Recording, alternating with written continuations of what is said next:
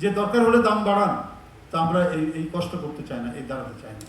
এই এই এই বক্তব্যগুলো আসার কারণে এই সত্যটা, আমি যে সত্যের কথা বলছিলাম, মানে শিল্পী কবি এদের নিয়ে, এই সত্যটা হচ্ছে যে আন্তর্জাতিক পরিস্থিতি ভয়াবহ, যুদ্ধ চলছে, যুদ্ধ আবার শুরু হবে কিনা সেকেন্ড রাউন্ড, এটা নিয়ে পাকিস্তানে আলোচনা চলছে, ইউনাইটেড স্টেটস আর ইরানের মধ্যে একটা টান টান অবস্থা, এবং জাহাজগুলো আসতে পারছে না, এখানে জ্বালানি তেলের দাম বাড়ছে। এটা একটা সংকট, কিন্তু এটা একটা কৃত্রিম সংকট যুদ্ধের কারণে। এটা নিরসন করা কোনো কঠিন না, এবং এই ক্ষেত্রে যে দাম বেড়েছে এটা খুব ন্যাচারাল। কিছু কিছু এমপিরা পার্লামেন্টে বলছেন যে এটাকে সংকট বলা যাবে। ভাই, যেটা সত্য সেটা বলুন। এই সংকট তো বিএনপির কারণে হয়নি, বিএনপি সরকারের কারণে হয়নি, এই সংকটটা আন্তর্জাতিক পরিস্থিতির কারণে হয়েছে, মধ্যপ্রাচ্যে যুদ্ধের কারণে এটা হয়েছে। তো সুতরাং আমাদেরকে ইয়ে করতে হবে যে এর মধ্যে মানুষের আওয়াজও প্রতিধ্বনিত হচ্ছে যে দাম সেটা বাড়াতে হবে, না হলে তো অসম্ভব ভর্তুকি এবং এমন পরিমাণ টাকা ব্যয় হবে যে সামনের বাজেট করাই খুব মুশকিল হবে। তো সেই ক্ষেত্রে তো এটা হতেই পারে। তো সংকট থাকবে, সংকট মোকাবিলা করা যাবে।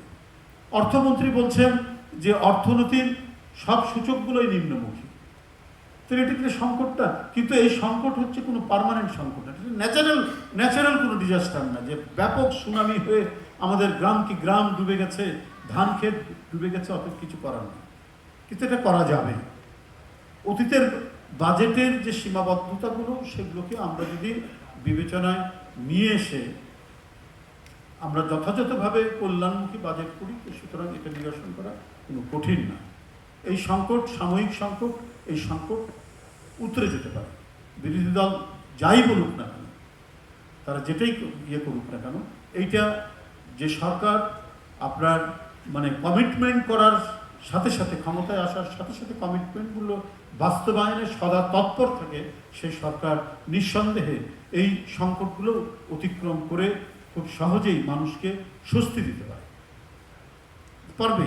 কারণ আপনি এখন লোডশেডিং হচ্ছে, ভয়ঙ্কর লোডশেডিং, গ্রামের দিকে তো মারাত্মক লোডশেডিং হচ্ছে। তো সেই ক্ষেত্রে যিনি সংশ্লিষ্ট মন্ত্রী বা যারা রয়েছেন সরকারে, তাদেরকে তো একটা ড্রাইভ, বড় ধরনের ড্রাইভ দিতে হবে। কারণ এই সময় হচ্ছে প্রচণ্ড গরম পড়ে, রাজশাহীতে গতকাল 40 ডিগ্রি সেন্টিগ্রেড গরম। তো এই সংকট মোকাবেলার জন্য সরকারকে আরও বেশি তৎপর হতে হবে, বিদ্যুৎ মন্ত্রীকে আরও বেশি তৎপর হতে হবে। 4000 মেগাওয়াট আর পাওয়া যাচ্ছে না, 4000 মেগাওয়াট আর বিদ্যুৎ সেটা আমাদের ইয়ের থেকে চলে গেছে। যে 4000 মেগাওয়াট এখানে যুক্ত হতো, সেই 4000 মেগাওয়াট আর পাওয়া যাচ্ছে না। তাহলে তো এতগুলো সংকট মোকাবেলার ক্ষেত্রে একটা হচ্ছে যে সরকারের মন্ত্রীদেরকে ক্ষিপ্র হতে হবে।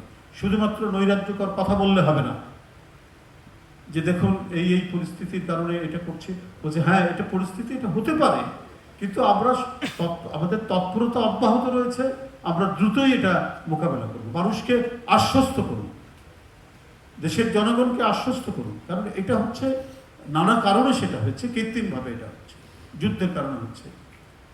তো সুতরাং এটা আশা করছি যে এটা নিরসন হয়ে যাবে, যুদ্ধ শেষ হয়ে যাবে, এবং জ্বালানি তেলের যে সরবরাহ সেটা দ্রুত গতিতে সেগুলো বৃদ্ধি পাবে, এবং এই পরিস্থিতি আর থাকবে না।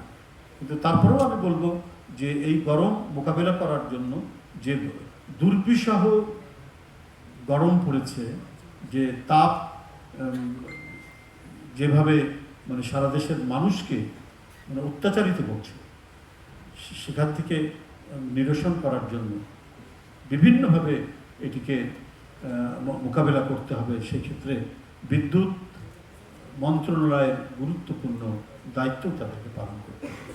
শুধু সংকটের কথা বলে বা সংকট নয় বলে সংকটের দিক থেকে চোখকে অন্যদিকে ফেরানো চলবে না, বরং আপনারা যে এই ব্যাপারে মোকাবেলা করছেন, আপনারা এই ব্যাপারে যে কনসার্ন, সেটাও মানুষকে জানতে দিতে হবে।